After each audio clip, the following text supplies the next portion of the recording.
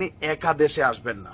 তিনি দেশ ছাড়ার পর আওয়ামী লীগের যে সকল নেতাকর্মীরা দেশ ছেড়ে পালিয়েছে, পলাতক মন্ত্রী এমপিরা আছেন, সকল নেতাকর্মীদের নিয়ে তিনি একযোগে দেশে প্রবেশ করবেন। এই মুহূর্তে বাংলাদেশে হাজারো অনৈক্য আছে রাজনৈতিক দলগুলোর মধ্যে, হাজারো বিভাজন আছে, একে অন্যের সাথে মারামারি কাটাকাটিতে লিপ্ত।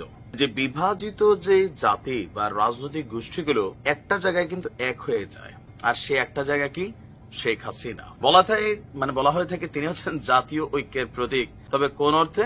ওই যে এমনিতে যারা যারা মারামারি কাটাকাটিতে বিভাজিত অবস্থায় আছে, যেই মাত্র শুনে শেখ হাসিনা আসবে, যেই মাত্র শেখ হাসিনা কোনো আলটিমেটাম দেয়, এই মাত্র শেখ হাসিনা কোনো বার্তা পাঠায়, তখনই কাট করে সবগুলা শক্তি একত্রিত হয়ে যায়।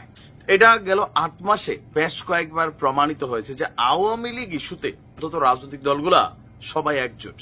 আবারও মনে হয় জোট বাঁধার সময় হয়ে আসছে, কারণ ভারতীয় মিডিয়ার যে দাবি, সেই দাবি বলা হচ্ছে যে গত সোমবার দলীয় নেতাকর্মীদের সাথে ভার্চুয়ালি একটা বৈঠক করেছিলেন শেখ হাসিনা। তো শীঘ্রই তিনি দেশে ফিরবেন।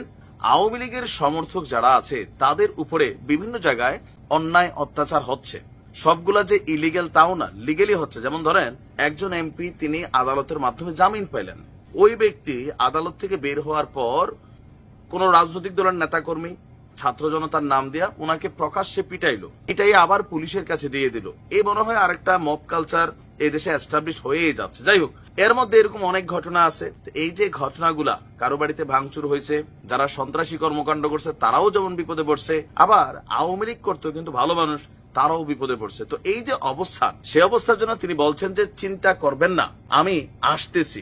কবে আসবেন এটা তিনি স্পষ্ট বলেন নাই, তবে তিনি বলছেন প্রায় ঘন্টাখানেক আওয়ামী লীগের নেতাকর্মীদের সাথে ভার্চুয়ালি বৈঠকের পর সেখানে তিনি বলছেন অস্ত্রশস্ত্র নিয়ে আওয়ামী লীগের কর্মী, পুলিশ, আনসারের উপর হামলা করা হলো। মুক্তিযোদ্ধা, সাংবাদিক, সাংস্কৃতিক কর্মীরাও বাদ যায়নি। একটা বিভৎস পরিস্থিতির সৃষ্টি হলো। আমার বিশ্বাস যে আল্লাহ বাঁচিয়ে রেখেছে, এই জন্যই যে এই যে যারা অন্যায় করছে তাদের কাছে তাদের বেছে বেছে শাস্তি দেওয়া হবে। বাংলাদেশের সন্ত্রাসীদের কোনো ঠাঁই হবে না, তাদের বিতাড়িত করে শান্তি ফিরিয়ে আনা হবে। তো এর পাশাপাশি তার বক্তব্য যে তিনি একা দেশে আসবেন না।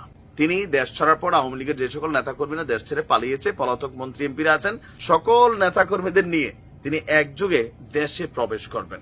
এখন শেখ হাসিনার এই বক্তব্যটি প্রকাশের পর গণমাধ্যমে এটা নিয়ে নানান বিতর্ক তৈরি হয়েছে। কেউ কেউ বলছেন আহো খালা আহো, আবার কেউ কেউ বলছেন টুক করে ঢুকে যাইয়া দেখি আমরাও প্রস্তুত আছি। এই মুহূর্তে শেখ হাসিনা আদৌ কি বাংলাদেশে ফিরবেন? আপনার কি মনে হয় যে এই মুহূর্তে এতটুকু সাহস তিনি দেখাবেন কিনা? আসলেই তিনি এমন কোন সিদ্ধান্ত নিয়ে বসেন, তাহলে দেশের মধ্যে কি পরিমাণ অরাজক বিশৃঙ্খল পরিস্থিতি তৈরি হবে। এই যে একটা উত্তাল ঝড় উঠবে, সেই ঝড় 5ই আগস্ট যেই পরিমাণ জীবন না হারাইছে মানুষ, থেকে 10 গুণ পড়বে। আমার মনে হয় না যে তিনি এই মুহূর্তে এই ধরনের কোনো সিদ্ধান্ত নিবেন। রাজনৈতিক বিশ্লেষকরা বলছেন এটা বেসিক্যালি রাজনৈতিক যারা নেতাকর্মী আছেন তাদেরকে মানসিকভাবে চাঙ্গা রাখার জন্যই তিনি এই ধরনের বক্তব্য দিচ্ছেন।